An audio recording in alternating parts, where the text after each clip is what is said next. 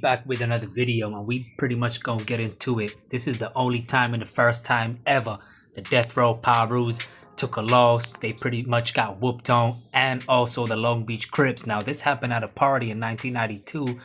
Death Row was celebrating the success of the Chronic album, which was released by Dr. Dre.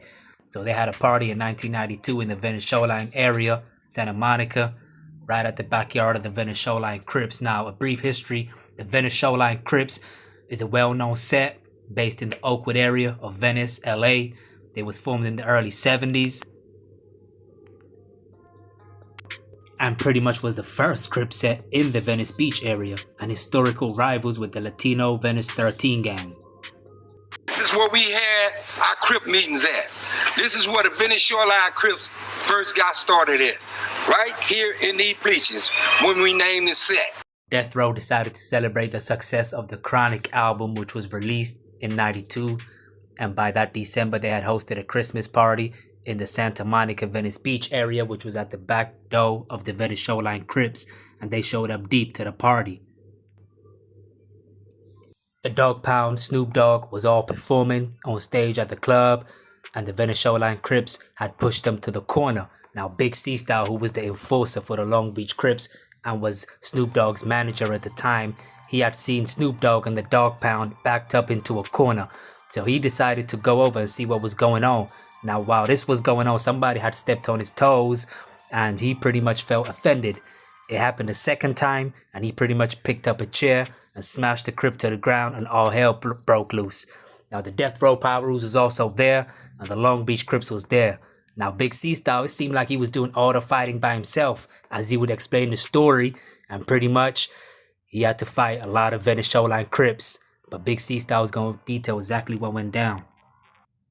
And I already know I'm in the music game at the same token. I'm gonna have my own. I'm not gonna have all this on my back. You're not gonna say, you ain't gonna go out there and say, oh yeah, C Style was out here jumping on us with the Death Row niggas. You're not gonna never hear that. Yeah. And they were popping off like that? Yeah, and it was popping off like that all the time. And I'm my own man. No nigga tell me when to move. So I moved when I got ready to move. You know what I mean? It was only one, you know what I mean? It was only one time. Yeah. And they were popping off like that? Yeah, and it was popping off like that all the time. And I'm my own man. No nigga tell me when to move. So I moved when I got ready to move. You know what I mean? It was only one time that we actually really fought all together, is when we had Dr. Dre and them had a party in the airplane hangar in Shoreline, Venice Shoreline, over in one of them airplane hangars in Santa Monica. Had a party, a New Year's party. Dr. Dre and them was performing in there, and the Shorelines wanted to show off that night. But the homies already had called me from the pen telling me that the Shorelines was going to act. What's the Shoreline? That's the neighborhood? Yeah, Shoreline show off that night. But the homies already had called me from the pen telling me that the Shorelines was going to act. What's the Shoreline? That's the neighborhood? Yeah, Shoreline, Venice Shoreline. So there's some Crips? Yeah, Crips. Okay. So when we get in there, we Dr. Dre and them doing the show, and everybody chilling. And one Shoreline, I got the twins is with me, and one of the Shoreline dudes walked past the twin and stepped on his shoe, and I tell him, I say, hey, damn, homie. I said, you just stepped on little homie's shoe. I said, man, we ain't tripping here. We trying to have a good time, man, and do this music and, get up out of here, have a ball. It's going to be New Year's. The nigga turned back around like almost 20 minutes later and did the same thing. And I said, homie, didn't I just tell you, man? So from there, I'm looking around, and as I look around in the hangar, I see Snoop, Dan, and all everybody. The Venice Shoreline niggas got them niggas pushed back in the middle, back in the wall, like just this Venice Shoreline, So now I took one of them little flimsy chairs. From there, I'm looking around, and as I look around in the hangar, I see Snoop, Dan, and all everybody. The Venice Shoreline niggas got them niggas pushed back in the middle, back in the wall, like just this Venice Shoreline, So now I took one of them little flimsy chairs was sitting there, and then creeped through the crowd. I crept through the crowd, and the nigga who at the front of the pack talking about this Venice Shoreline, I came right out the car. Whack! Nigga, this Long Beach. Hit that nigga upside his head, and it took off from there. And that's when we all just started getting down and fighting. I had like 3 or 4 niggas with me, helping me fight, get down. And I looked around, I had 3 homies with me, and I had on Dogg Pound hat, right? And I'm It's 3 Venice Shoreline in front of me, and I'm finna get at them. And as I'm sidestepping them, walking with them like this, and they trying to get walking back towards the door, and I'm with 3 more people behind me, I look back. My 3 people gone. My niggas have disappeared. So the niggas I'm sidestepping, that nigga pivot foot and caught. Dog pound hat flew off.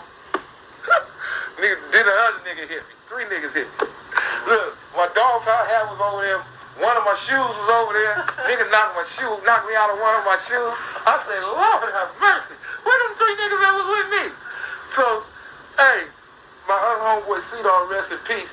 The only thing that got them niggas up off me is that the homie C-Dog seen them niggas rat packing me and shot up in the air. And that's when everybody just spread. And Suge and them was over there fighting, beating up on some of them niggas. And it was like 2 or 3 long. One of the dudes, the group Folsom, one of them was they didn't do no fight. So when we went outside, Suge came outside. He seen one of the Folsom dudes. He said, "Nigga, you a bitch!" Bow, knocked the nigga, slapped that nigga off the car. I said, "Damn, I ain't seen the nigga get slapped that hard in a few years." Yeah. He slapped that nigga off the car. And the Asian kid, one of the Asian, isn't there an Asian cat? He was like. It wasn't the Asian one, it was like the white-black looking one. Okay. He slapped that nigga so hard. Well, because they didn't do no fight. All right, y'all. So let me know what y'all think. I think that's one of the few times, if not the only time, that Death Row took a loss. And it wasn't even really one set. It was the Death Row Compton PIRUS security team, Suge's homies, and the Long Beach Crips. But nobody from the Long Beach Crips, at least from what Big C Style said, was doing any fighting. Now the Venice Shoreline Crips was deep, and it was at their backyard, so you could imagine that they would gain the upper hand in fighting Snoop Dogg, Long Beach Crips, and even Death Row. Gave them a run for their money. Now Death Row, the Death Row crew, the Crips, they all ran up out of there, and it seemed like Venice Shoreline Crips was victorious that night.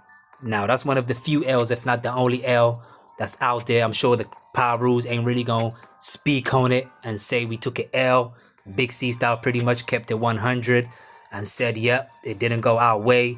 He mentioned he lost a shoe and he got hit upside the head too. So it shows you, hey man, you know, the Death Rows wasn't invincible, even though pretty much make it out to be like they was invincible. They took a loss that day. So let me know what y'all think, man. One of the few times where Death Row really had to take a loss. And Snoop Dogg and Corrupt, of course, as usual, they ain't gonna do no fighting. And it really started with them. Let me know what y'all think in the comment section, man. Peace, y'all.